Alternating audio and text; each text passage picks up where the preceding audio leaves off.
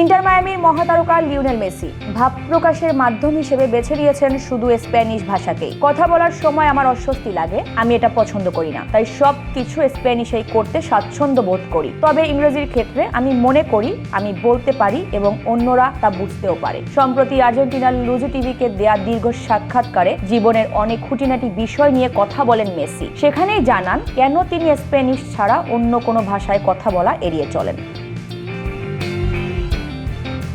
অনেকের কাছে মনে হতেই পারে স্পেনের বার্সেলোনায় বড় হওয়া মেসি কি চাইলেই ইংরেজিটা শিখে নিতে পারতেন না? এটি অবশ্য আগ্রহের অভাব নয়।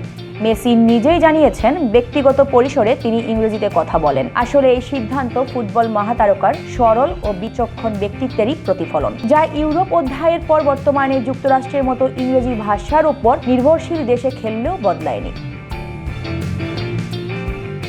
আলোচনা শুরু হয় একটি প্রমোশনাল ভিডিও নিয়ে। বার্সেলোনায় খেলার সময় নেইমার ও লুইস সুয়ারেজের সঙ্গে চাইনিজ নববর্ষের শুভেচ্ছা জানিয়ে ওই ভিডিওটি করেছিলেন মেসি।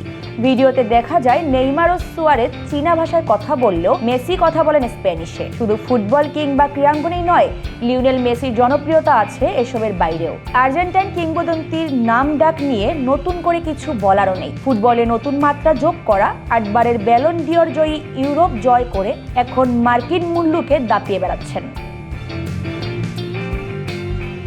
দীর্ঘ বর্ণাঢ্য ক্যারিয়ারে কত ফুটবলার, কত লোকের সঙ্গেই তো মিশতে হয়েছে, মনের ভাব প্রকাশ করতে হয়েছে মেসিকে। আন্তর্জাতিক ভাষা হিসেবে স্বীকৃত ইংরেজি ব্যবহার করেন না বললেই চলে 38 বছর বয়সী ফুটবলার।